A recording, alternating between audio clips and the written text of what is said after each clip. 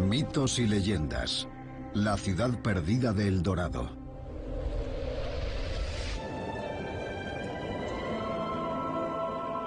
Cuenta la leyenda que en algún lugar de Sudamérica se esconde una gran ciudad de oro, El Dorado. Un reino inmensamente rico y sofisticado que fue el hogar de miles de personas en lo más profundo de la selva amazónica. Era una ciudad de piedra con grandes plazas y maravillosos edificios con columnas, tallas y estatuas. Para la mayoría de la gente era una leyenda, pero para el explorador británico de 57 años Percy Fawcett era real. No era tan descabellado imaginar que en lo más profundo de la Amazonia se escondiera toda una civilización. Convencido de que conocía la localización de esta ciudad perdida, pasó años buscándola. Era alguien preparado a arriesgar su vida y viajar al medio de la nada para hacer lo que fuera por alcanzar su objetivo.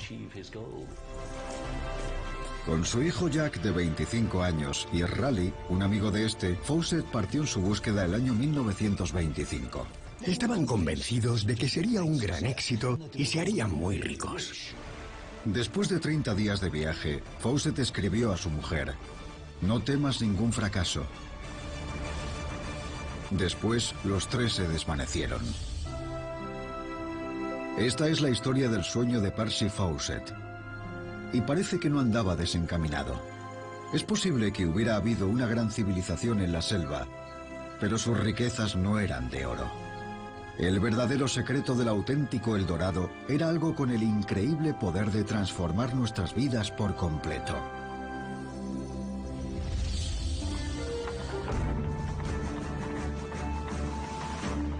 En la primavera de 1906, Percy Fawcett fue convocado a una reunión por la Real Sociedad Geográfica Británica en Londres, que le hizo una oferta que no pudo rechazar. El gobierno boliviano quería que alguien cartografiara su frontera con Brasil, y Fawcett, de 39 años, era perfecto para el trabajo. Su lema familiar era «Sin temor a las dificultades». A lo largo de su vida destacó en todo lo que hizo. Era un magnífico jugador de cricket, oficial de la Artillería Real y antiguo espía del Servicio Secreto Británico en Marruecos. Y lo más importante, era un experto cartógrafo, geógrafo y topógrafo al que le habían enseñado cómo determinar su posición en cualquier lugar del mundo. Su misión sería delimitar y cartografiar la frontera occidental de Bolivia con Perú y Brasil. Y según le dijeron, la expedición sería difícil y peligrosa. Pero a Fawcett le pareció el trabajo de sus sueños.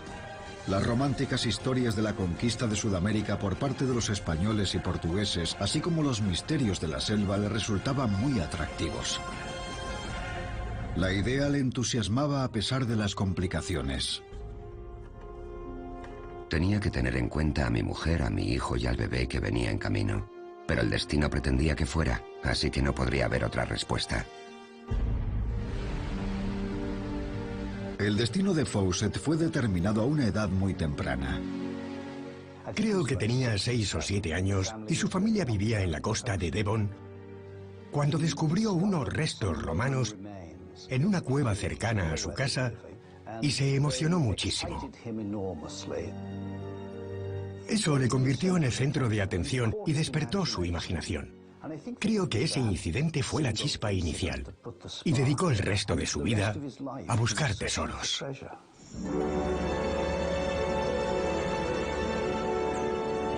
Fue su sed de aventuras lo que hizo que el trabajo en la Amazonia le pareciera tan irresistible.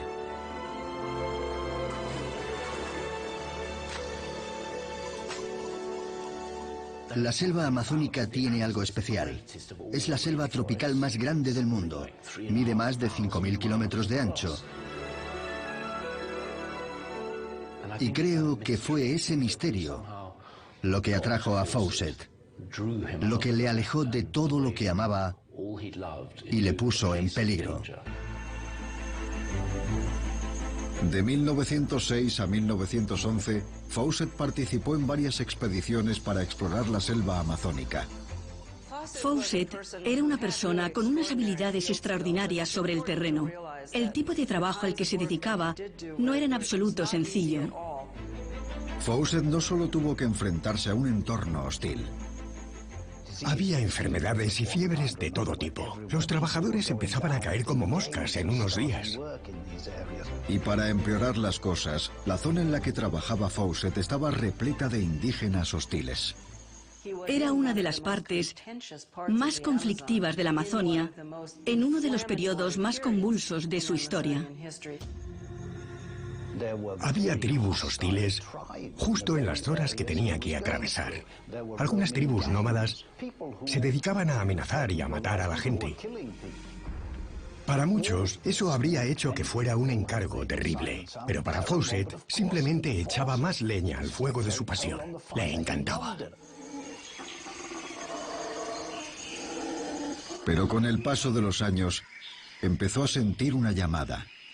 La necesidad de explorar la selva amazónica.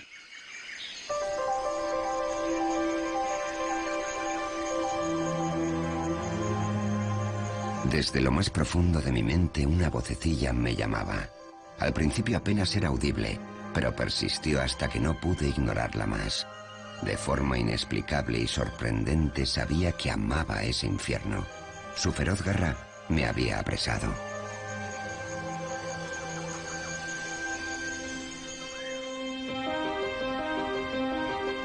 Fawcett se dio cuenta de que su trabajo como topógrafo era un lastre y en 1911 se hartó y dimitió.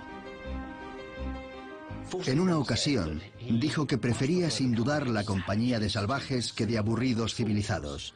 Creo que eso dice mucho sobre aquel hombre. Era inconformista e independiente. Anhelaba libertad y, en cierto modo, adoptó el modo de vida salvaje.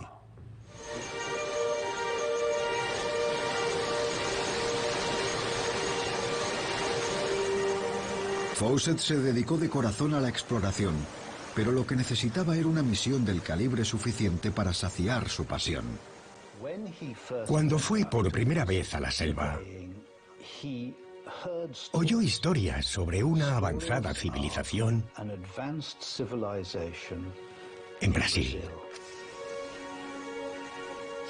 Eran rumores, historias que se contaban una y otra vez por esas zonas. Y en lugar de rechazarlas, las aceptó. Fueron esas historias las que fue combinando como piezas de un puzzle. Para entonces ya había oído en diversos lugares vagas historias sobre restos de civilizaciones antiguas, y mi imaginación recibió un estímulo tal que el ansia de investigarlas cada vez era más insistente. Sabíamos que había habido civilizaciones increíbles en algunos países como México, así que, ¿por qué no podría haber en el corazón de la Amazonia una civilización extraordinaria que todavía no hubiera sido descubierta? El mismo año que Fawcett dejó su trabajo, unos estadounidenses descubrieron las antiguas ruinas incas del Machu Picchu en los Andes peruanos. Fue el descubrimiento más importante realizado en Sudamérica desde los días de la conquista española. Eso avivó las creencias de Fawcett. Le convenció de que tenía que haber algo fabuloso ahí fuera.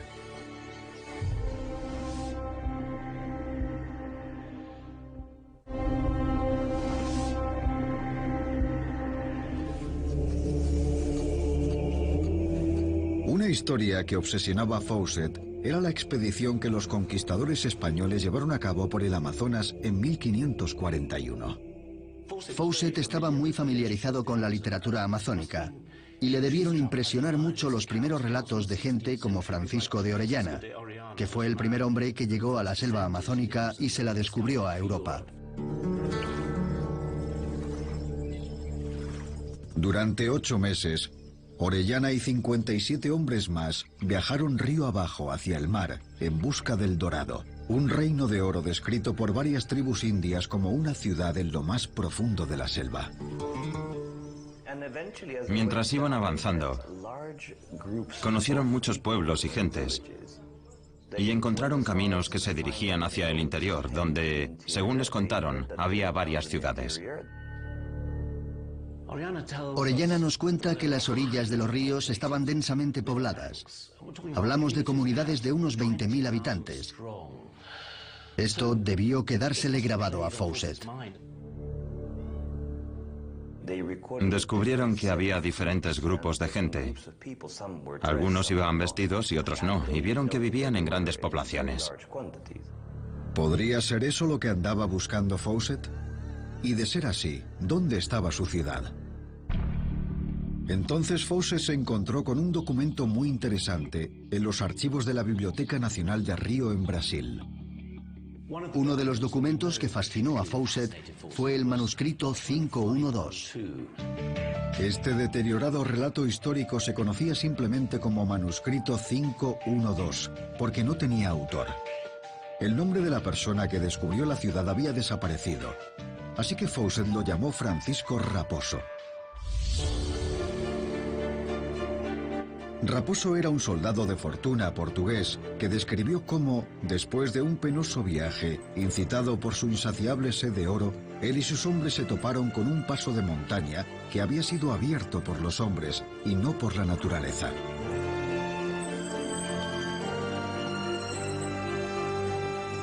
Cuando llegaron a la cima, la vista era fascinante. Una enorme ciudad desierta.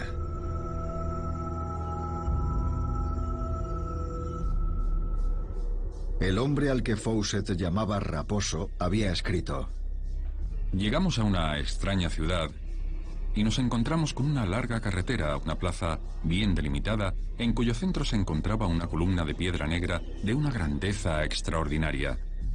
Entramos temblando, atemorizados en algunas de las casas, y en ninguna encontramos vestigios de muebles u otros objetos que pudieran haber sido utilizados por aquellos que las moraban.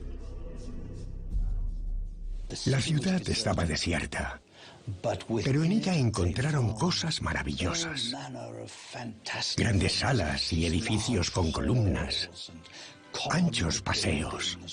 Era parecido a lo que se podía encontrar en una antigua ciudad griega. Imaginaos si encontrarais una ciudad de la antigua Grecia en medio de la selva tras un recodo del río. Nos maravilló que este lugar hubiera sido abandonado por aquellos que lo habitaron, y a pesar de nuestras cuidadosas investigaciones y nuestra gran diligencia, no encontramos a nadie que pudiera hablarnos sobre esa maravilla que era la ciudad abandonada, cuyas ruinas, estatuas y grandeza atestiguaban el gran número de habitantes que había tenido, su riqueza y su prosperidad en los siglos pasados. Fawcett estaba fascinado. Raposo había encontrado una enorme ciudad perdida. Yo mismo lo he visto, y evoca imágenes de un mundo perdido, una especie de ciudad de oro. Aunque el documento no mencionaba la localización de la ciudad, ahora Fawcett tenía pruebas de la existencia de una antigua civilización en el corazón de la selva amazónica. También estaba convencido de que era la misma ciudad que Orellana había visto 200 años antes. Era exactamente lo que andaba buscando. Una prueba auténtica de que no era fruto de su imaginación, algo que se hubiera inventado o una historia indígena. Ahí la tenía, negro sobre blanco. ¿Habrían visto Orellana y Raposo la ciudad perdida de El Dorado?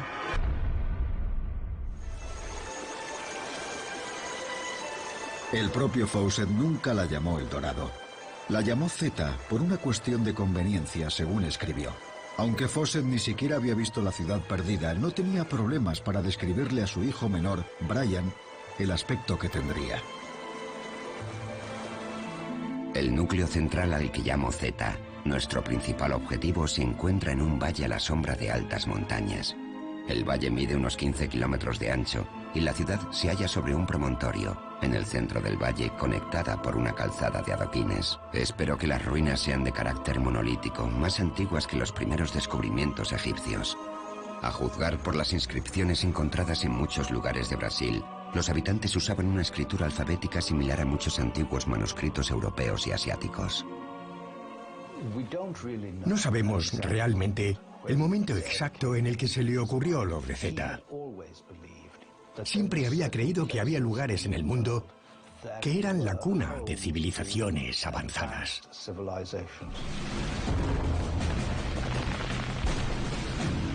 Pero antes de que pudiera irse, estalló la Primera Guerra Mundial y Fawcett se encontró inmerso en el frente occidental. Luchó en algunas de las principales batallas. Era muy activo. Su nombre se mencionaba en muchas comunicaciones y fue ascendido a coronel. De hecho, creo que durante unos cuantos días fue general. Al final de la guerra, Fawcett había recibido 2 medallas, la medalla de servicio distinguido por su valentía y una medalla de oro de la Real Sociedad Geográfica por su trabajo cartográfico en Sudamérica. Pero su obsesión no le había abandonado. A su vuelta a Inglaterra, Fawcett estaba más decidido que nunca a que su camino a Zeta, como él lo llamaba, se hiciera realidad. Así se lo contaba Brian, su hijo menor. La respuesta al enigma de la antigua Sudamérica y quizás al mundo prehistórico podría resolverse cuando se encuentren esas ciudades y se investiguen científicamente. Las ciudades existen, lo sé. Gradualmente, pieza por pieza, pista por pista, Fawcett dedujo dónde debería estar Zeta.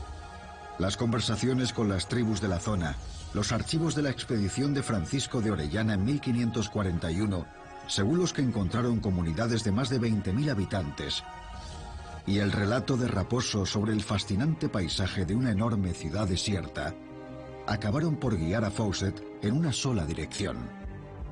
Su ciudad perdida de Zeta debería estar a lo largo del río Xingu, en la zona al sudoeste de Brasil llamada Mato Grosso. Lo único que necesitaba era dinero para llegar allí. Pero Fawcett se tendría que enfrentar a varios obstáculos. Gran Bretaña estaba exhausta tras la guerra y estaba pasando por un grave colapso económico. Recaudar dinero para otra expedición amazónica resultó ser casi imposible. Pero la ayuda acabó por llegar. Aunque la Real Sociedad Geográfica no podía costear la siguiente expedición a la selva amazónica, apoyaron su solicitud de fondos al gobierno brasileño.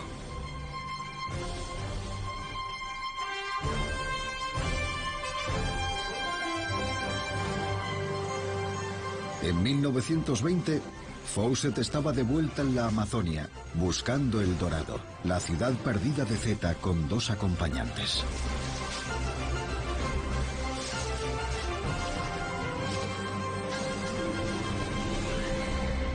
Pero la expedición no empezó con buen pie.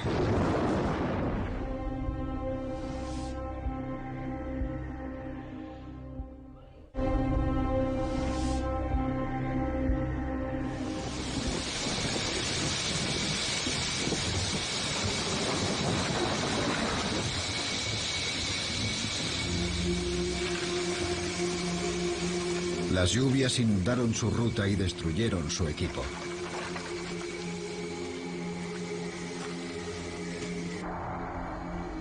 Cuatro semanas después del comienzo del viaje, sus animales empezaron a morir. Tuvieron que sacrificar a un perro hambriento y Fawcett mató a uno de los caballos para acabar con su sufrimiento. El lugar pasó a ser conocido como el campamento del caballo muerto. Después, uno de los acompañantes de Fawcett sufrió una crisis emocional y el otro se volvió a Río para casarse.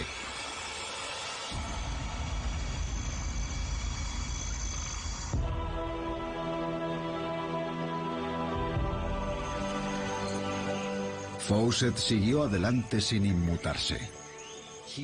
Estaba obsesionado con encontrar la ciudad. La gente caía enferma a su alrededor, pero a él no le afectaba y continuaba sin descanso. Los exploradores son gente decidida. Han de serlo, tienen que aferrarse a su visión, pase lo que pase. Aún así, este hombre era un caso aparte, un auténtico fanático.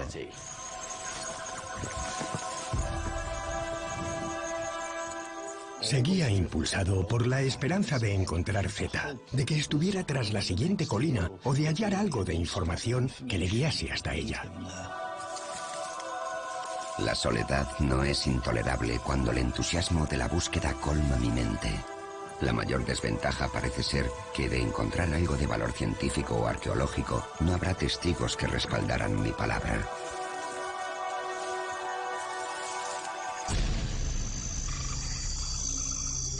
Pronto, encontrar Z se convertiría en la última de sus preocupaciones. La selva parece exuberante, el lugar perfecto para sobrevivir, pero el suelo es muy pobre. Gran parte de la comida se encuentra en las copas de los árboles, al igual que los monos. Y el mayor peligro es morir de hambre. La inanición parece casi increíble en un terreno tan abundante, y aún así es más que probable que la sufra. Después de 3 meses solo en la selva, exhausto, sin comida y cerca de la muerte, Fawcett abandonó la expedición.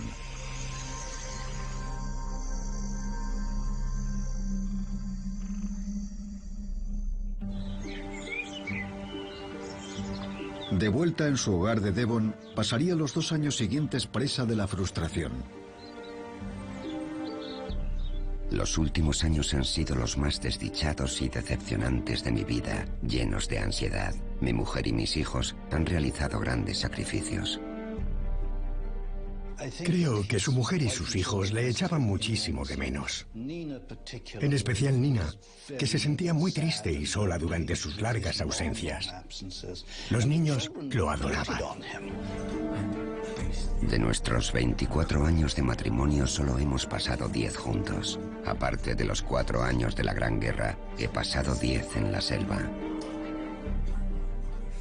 Hay que compadecerse de la pobre Nina. Cada vez que volvía a Devon, sentía que quería cambiar ese amor y consuelo que ella podía proporcionarle por el peligro y el misterio del Amazonas. ¿Acaso alguien entenderá que no lo hago por la gloria ni por las riquezas? Que lo hago sin recibir nada a cambio, con la esperanza de que la humanidad se vea beneficiada y eso justifique los años invertidos en su busca.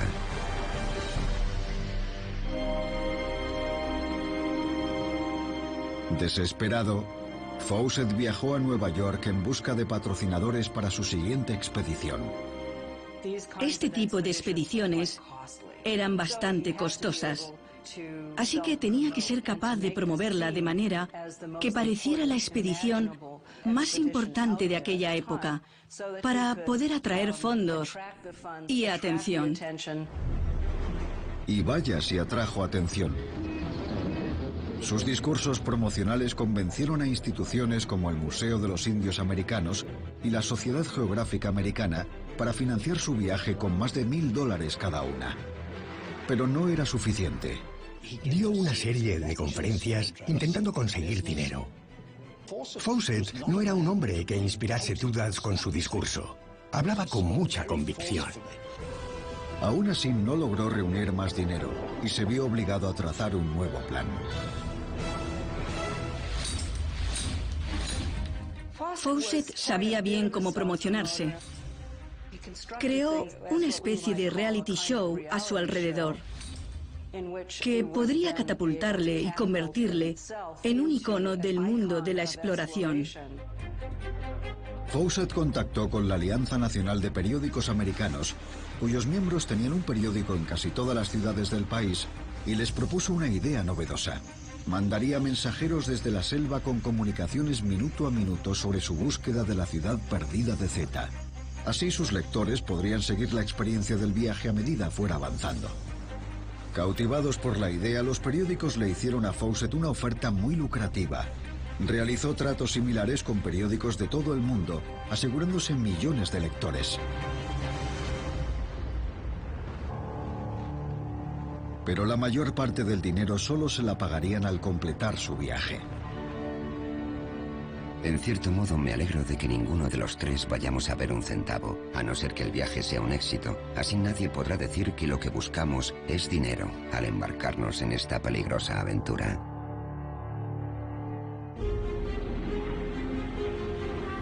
En 1924, Fawcett estaba de vuelta en Gran Bretaña.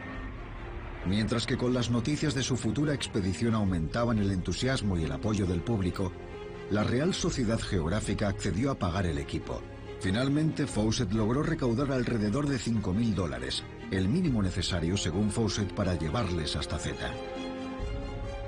He hallado lo suficiente como para que sea imperativo volver. Con los compañeros, la organización y la dirección adecuada, la expedición puede tener una conclusión satisfactoria.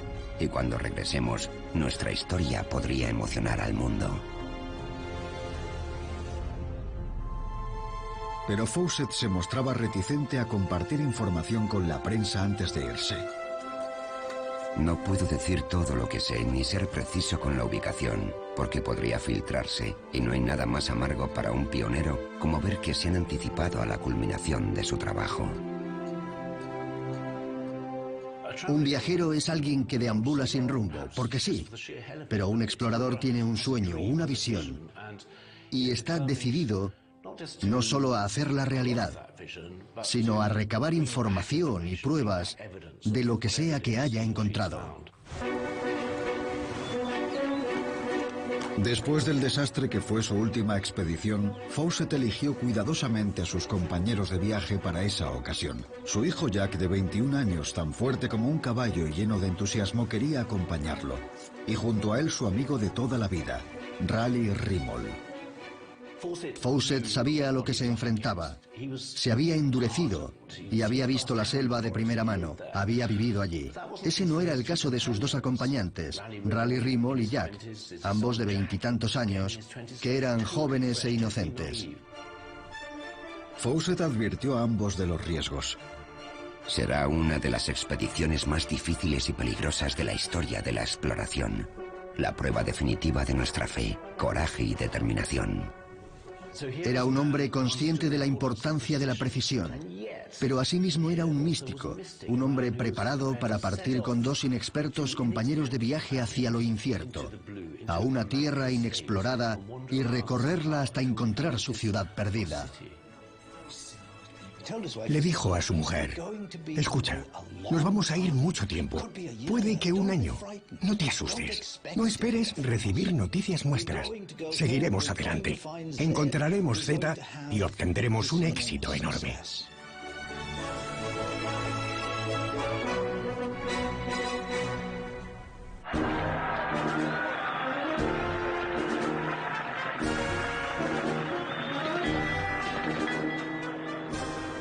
En diciembre de 1925, Fawcett, Jack y Raleigh zarparon desde Nueva York hacia Brasil con la prensa mundial expectante. Era una expedición conocida mundialmente y se siguió muy de cerca. Para entonces, había sido entrevistado por los periódicos más importantes. La gente estaba entusiasmada porque fueran en busca de una civilización perdida y creían que la iban a encontrar. Así que les dieron una gran despedida. Era muy famoso y ocupó todas las portadas.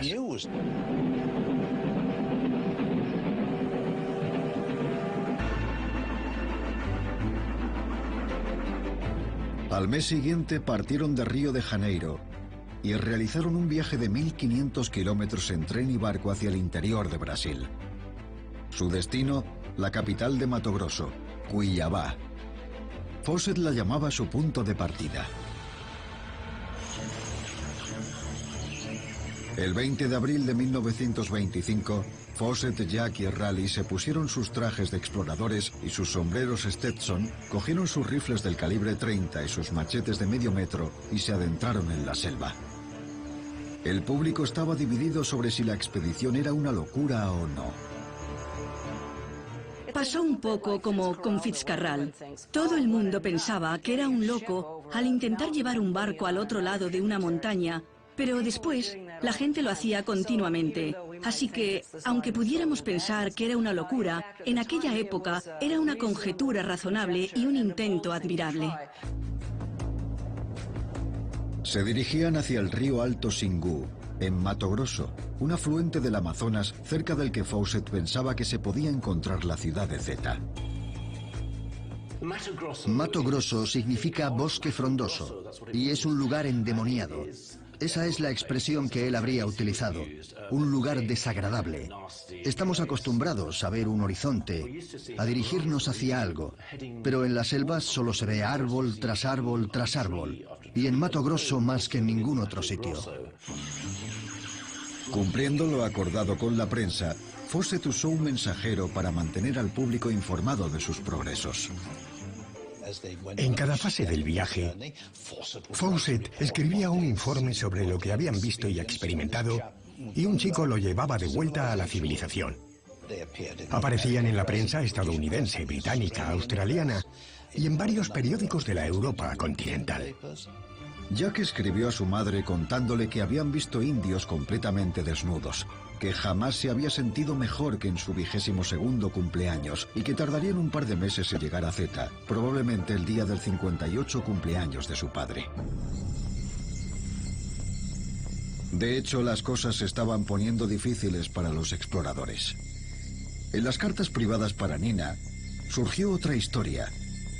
Junto con las descripciones de las dificultades del viaje, le contó que el pie de Raleigh había sido envenenado por los insectos. Intuyo una debilidad en su constitución y temo que acabe afectándonos a todos. A Raleigh le dolía el pie y eso ralentizaba su avance. Fawcett le advirtió que no habría marcha atrás si empeoraba, pero Raleigh se negaba a regresar. Raleigh pensaba que ya que había llegado hasta allí y estaba tan cerca de un gran tesoro, no iba a rendirse a esas alturas, pasara lo que pasara. Además, se estaban acercando a una zona donde las tribus eran famosas por su agresividad. Fawcett esperaba entablar amistades rápidamente como en el pasado. Ganarse su confianza y, de hecho, más que eso, apelar a su generosidad ya que necesitaban su comida.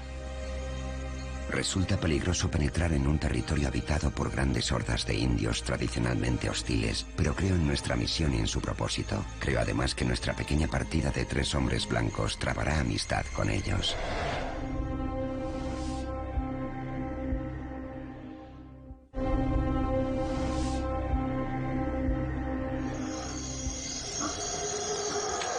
El 29 de mayo de 1925, 39 días desde el comienzo del viaje, llegaron al campamento del Caballo Muerto, hasta donde Fawcett había llegado durante su última expedición.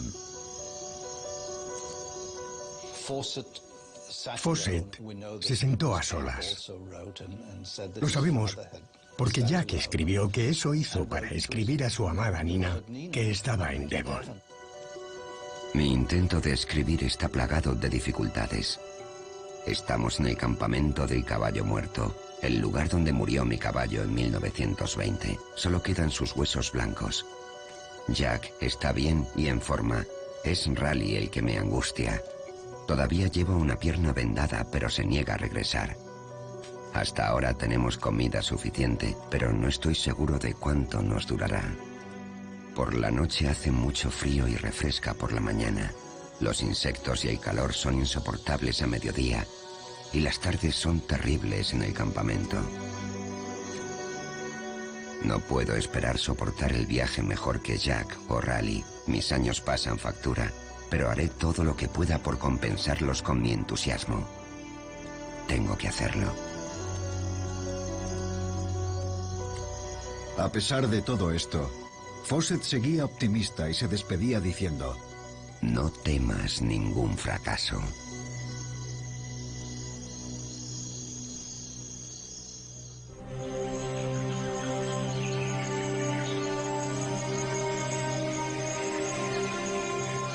Al día siguiente, Fawcett le dio al mensajero la carta de Nina y se despidió de él.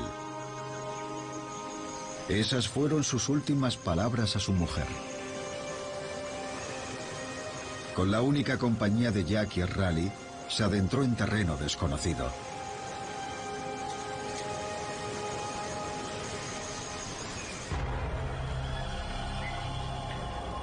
En todo el mundo la gente esperaba alguna noticia y se preguntaban dónde estarían, pero solo obtenían silencio como respuesta. La tensión en su casa era horrible, por supuesto.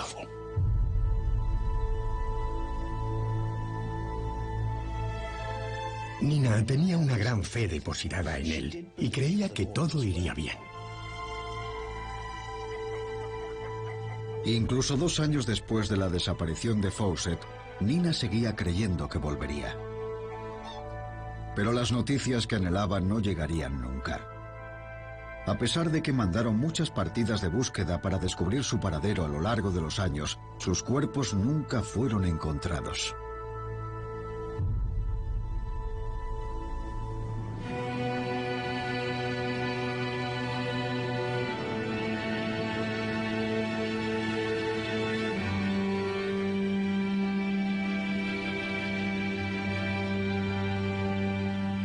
«25 años después, en 1955, el New York Times afirmó que la desaparición de Fawcett había suscitado más expediciones que las que se habían realizado a lo largo de los siglos en busca del fabuloso El Dorado. ¿Les habrían matado los indios como creía la mayoría? ¿Murieron de hambre? ¿O habría pasado alguna otra cosa? No creo que le mataran indios hostiles, ni que le mordiera una serpiente, o muriera ahogado en una riada. No creo que siga viviendo allí, inmortal, en una especie de Shangri-La o una ciudad dorada. Creo que alguno de ellos se tropezó, se cayó, o no pudo seguir adelante debido a alguna enfermedad. Y entonces los otros tuvieron que decidir si quedarse junto a ese hombre moribundo o seguir adelante en busca de ayuda.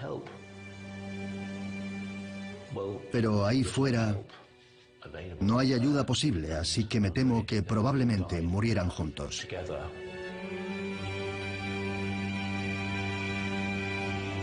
Pero nadie lo sabe. Se desvanecieron sin dejar rastro.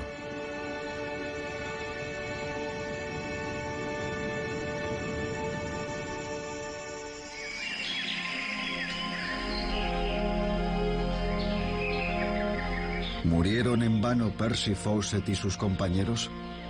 ¿Tenían razón aquellos que dudaban de la existencia de una civilización en la selva llamada El Dorado? ¿Había sido simplemente un iluso?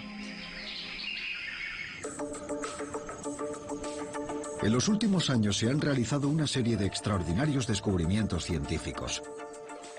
En la misma zona donde Francisco de Orellana y sus 57 hombres vieron ciudades de más de 20.000 habitantes en 1541 y unos 150 kilómetros al oeste de donde Fawcett buscaba Zeta, se han hallado pruebas convincentes de la existencia de antiguas civilizaciones.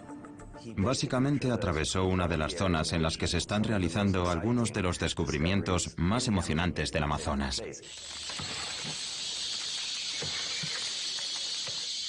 Escondidas en la selva durante cientos de años al talar árboles para crear tierras de labranza, han aparecido pruebas de una vasta red de antiguas ciudades.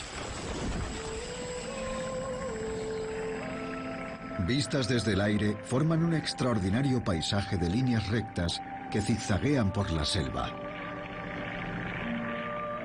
Entre las llanuras abiertas también hay miles de montículos aislados o islas de árboles, unidas por gigantescas calzadas. Recientemente se descubrió que en estas islas arboladas hay claros indicios de haber sido habitadas. Fragmentos de comida, cerámica, utensilios de cocina y huesos humanos están siendo descubiertos a gran escala.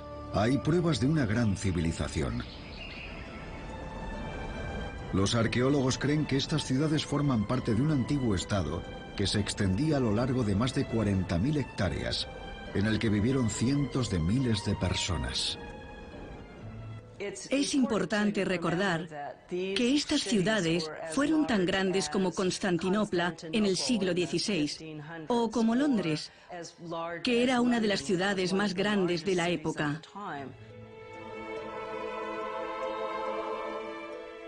Eran civilizaciones avanzadas. Sabíamos que tenían religiones y tecnologías complejas. Serían las grandes potencias de la época.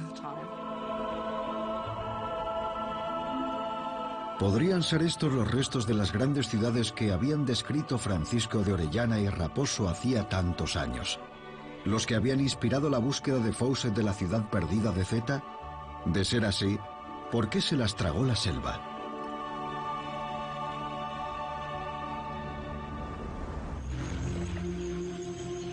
La respuesta es casi segura, que corrieron el mismo destino de otros indios y perecieron debido a las enfermedades que llevaron consigo los exploradores europeos.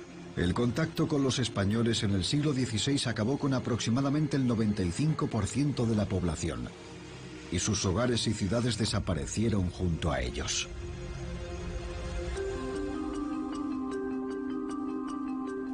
Pero ¿cómo llegaron a existir esas grandes civilizaciones si las técnicas agrícolas modernas no consiguen hoy en día que la selva sea un terreno productivo? ¿Cómo se las apañaron para lograrlo? La respuesta puede estar en el descubrimiento de montículos de tierra negra o terra preta, como la llaman los brasileños, y que salpican muchas zonas de la selva amazónica.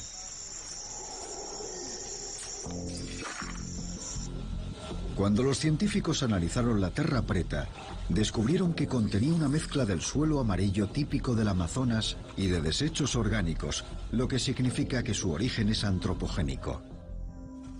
Lo que entendemos a raíz de las pruebas etnográficas y arqueológicas es que ese suelo se formó como resultado de actividades muy sencillas, como quemar basura y trasladar la tierra a otros lugares, junto al carbón desechado de la producción de cerámica, espinas de pescado y todo eso.